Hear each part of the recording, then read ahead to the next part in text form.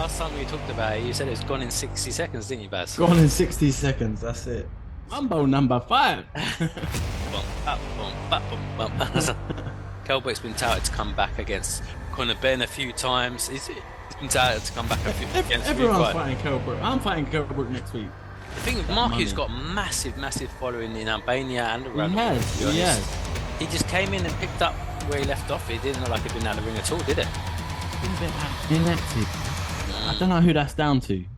Welcome to another episode of Bloodlust Boxing. On today's episode, we look at Florian Marku and we pick out 5 potential fighters for him next. We rank it from order. 5 from bottom to top. But before we get into it, we just want to say, and we wish everyone in the Middle East and around the world safety, and we hope and pray that there can be peace for everyone around the world, and especially in the Middle East at the moment, because it's truly troubling times. And thank you. Anyway, let's get into it. Florian Marku, it's been 1 month now since he last fought Dylan Moran in that showdown. Well, I think was exciting 54 seconons. Yeah, I think last time we talked about it, you said it was gone in 60 seconds, didn't you, Baz? Gone in 60 seconds. That's it. It's a good film, that. Good film. Yeah, there was it was a good build up. It looked like it was going to be a tough one to begin with. It was fiery. Yeah, Mark had been out of the ring for about a year. He had injury issues, and he last fought before that in Albania in that big fight against Para, the Mexican. He just came in and picked up where he left off. He didn't look like he'd been out of the ring at all, did it? That was a crazy fight, and I think did he get knocked down in that fight as well? In Albania, yeah, he did. Yeah, he got back up and got the win. Yeah, that was a crazy fight. Crazy fight. As we said, starting from 5 upwards. Who you got for number 5? Number 5, bit of an outside chance. Mambo number 5. So Kell Brook is a surprise entry there. All right. Florian Marku has called him out. Kell Brook's been touted to come back against Conor Ben a few times. He's been touted to come back against everyone's fighting Kell Brook. I'm fighting Kell Brook next week. Obviously, Kell Brook had that fight against Amir Khan and came out on top. He looked amazing in that fight, didn't he? Really? It did. Or did Amir not look as good? Well, I mean, it's a strange one because obviously not long after that, Amir Khan popped for PEDs supposedly, or an illegal substance. Yeah, Kell Brook got the win in that fight, most importantly for him. Yeah.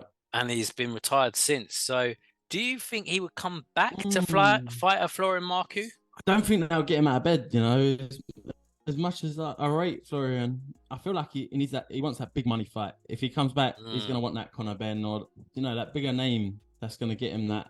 The thing with Marku's got massive following in Albania and around the world. He has. But prior to boxing, he's going to earn him millions. Yeah, that's the thing for, I think, Kell Brook.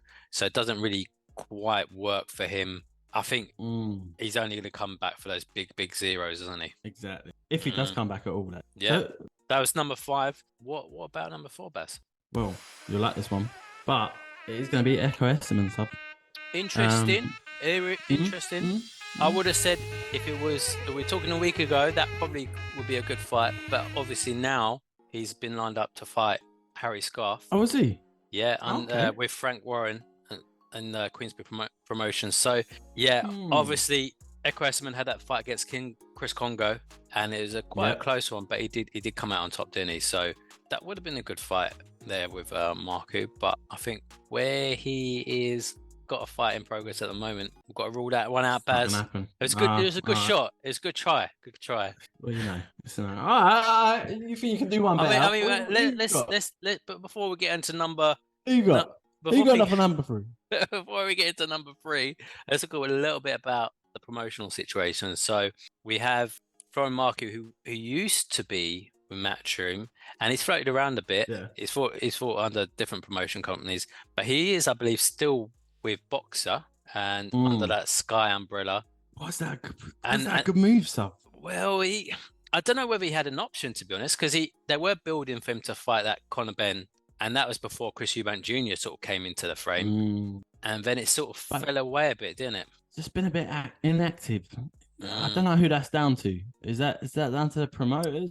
Maybe they thought Florian Marku would be too much of a risk for Conor Ben, and they didn't want to put that on. Yes, potentially it. But Yeah. I mean, surely there's other matchroom fighters who could have stepped up to the plate to fight Mark potentially. But yeah, he moved over to Boxer with Ben Shalom. He had the fight in Albania, which Boxer did put on for him, and he had the fight obviously last month in Manchester versus Dylan Moran.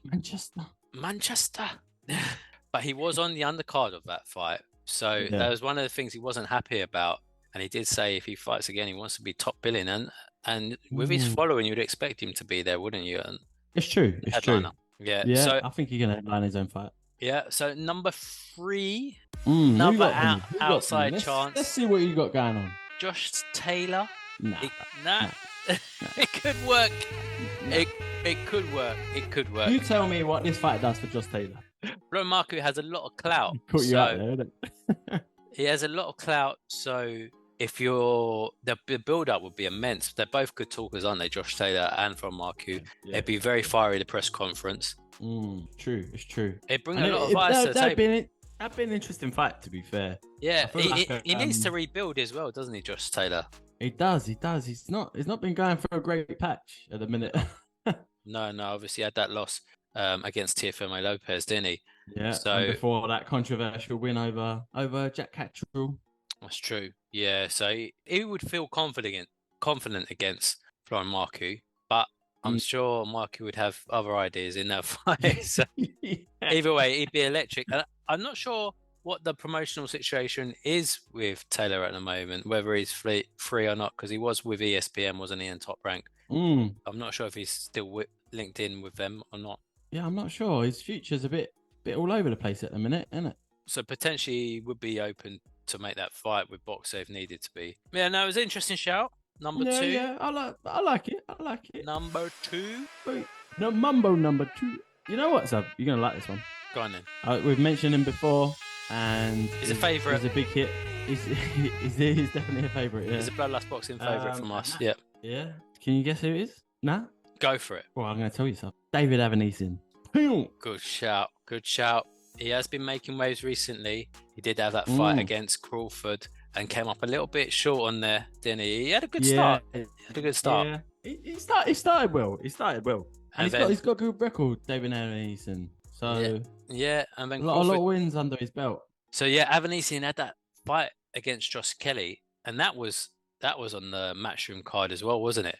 And that was almost like, again, similar with like Marku, they were building him up, Avanesian, almost to fight Conor Benn, and then he demolished Josh Kelly at the time, who, by my own admission, was going for a tough time, and I believe there was weight issues there as well. But he did look good against Josh Kelly then, and then he went away a bit, and then he fought Crawford, and it didn't quite work out. But he is ready to come back. He said he wants a fight.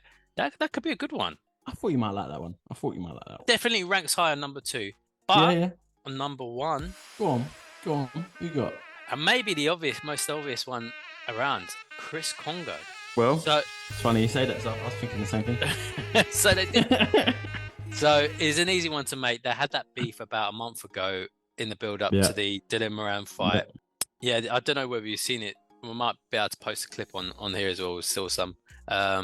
Basically, Florian Marku was having an interview, and chriskongo came in or got brought into the interview. It started off very amicably to begin with, and then it just escalated, didn't it? Yeah, it did. Beat the guys that beat you, Echo and Mackinson, and come talk to me. Now, go away because I'm doing an interview, okay? Go away. No problem. Like I said, go away, I'm doing an interview now. No, come on, I'll go away when I want to. Go away.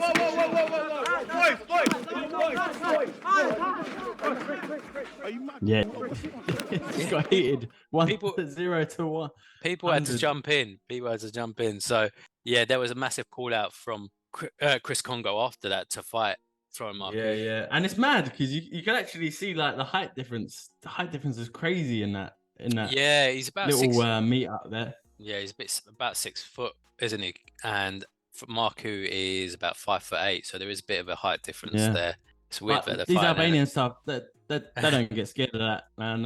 Let me tell you a story. Yeah, there used to be this little labourer on our building site. Yeah, this guy he's like the smallest guy on site, and he was always putting it on these big guys. Like any little thing, he was just starting on them. And they didn't want no part of it. And I'm not surprised because I see him lay some geezer out one time and I didn't want no part of it either. You said you were on a building site. Baz, were you offended by Frank Smith's comments the other day? I mean, listen, offending builders, you know. Frank, if you no, sorry, I had to get in there. I had to get in there. We're winding up. It's been a lot being made about nothing really, but that's an interesting one. I reckon it'll be a cracking fight. Again, both good talkers. It works for both of them. chriskongo is on the comeback trail again.